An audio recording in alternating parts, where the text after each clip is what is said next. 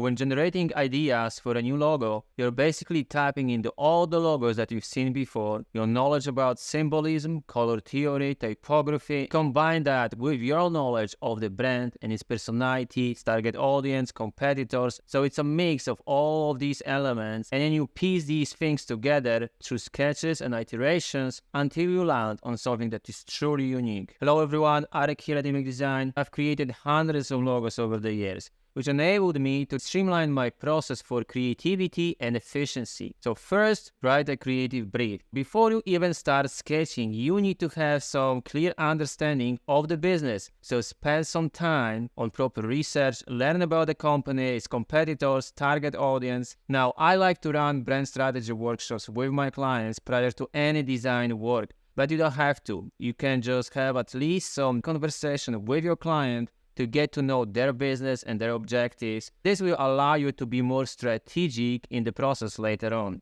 Now, second, mind mapping. I always begin by free flow brainstorming. I write down as many ideas related to the brand as possible. So you can do it on paper, or you can use some dedicated software like Google.it, for example. Basically just write down all the important keywords, the emotions I want to evoke, the symbols I might want to use. The goal is to write down everything so that you can use it later on to fuel your creativity. Now, 3, visual research. So after mind mapping, I will do more focused research and analysis. Here I will just study the trends in client's industry. I will take a note on what works and what doesn't. Doing some research will give me ideas on what I can incorporate into the logo design concepts later on. And sometimes I like to print out some stuff and put it up on table for quick reference. And this gets us closer to putting together some mood boards. So based on the strategy, or at least creative brief, I combine that with my visual research and I try to discover the right aesthetics for the brand.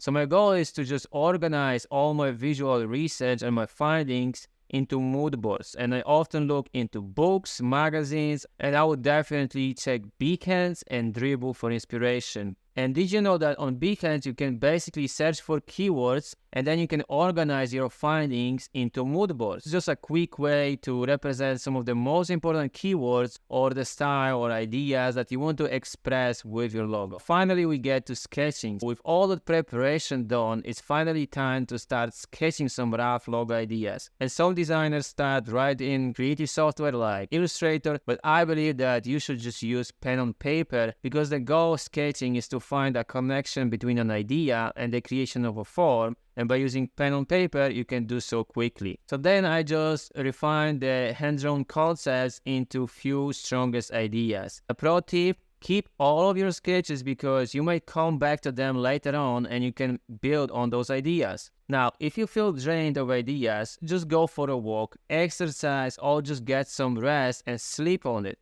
And you will find that after a break, you will have a fresh perspective and you will often be more creative and get more ideas. Now, create concepts. I will just take my sketches and I'll put them in Adobe Illustrator to digitize them. This allows me to try different fonts and colors and shapes and layouts. So I pay close attention to how the logo looks in different sizes, and I will also try to keep it simple. So remember, this is an iterative process, so you would have to spend some time here, go through several iterations to get to the final 3 to 5 best concepts. Before presenting logos to my client, I always evaluate them first. So does it align with the strategy? Does it evoke the right mood?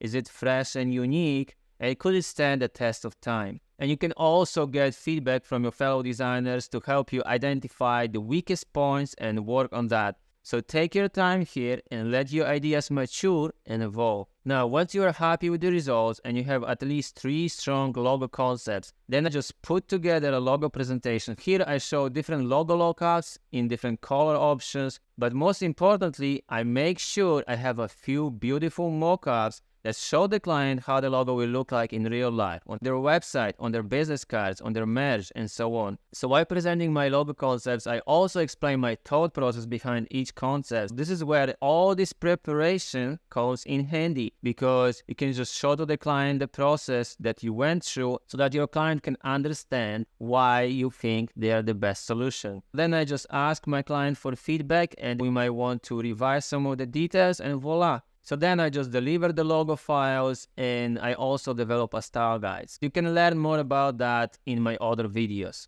Some conclusions. The best way to get better logo ideas is to develop many ideas, and then you just discard the bad ones. But in order to know which ones are good or bad, you need to have some criteria. So do proper research, get to know the business, get some inspiration, and try to develop plenty different ideas so that you can pick the best ones. I hope you enjoyed my tips, and if so, then give it a like and subscribe to my channel for more tips on branding, strategy, and design. It was Arek Dvornichak from eBay Design, and I will see you in the next video.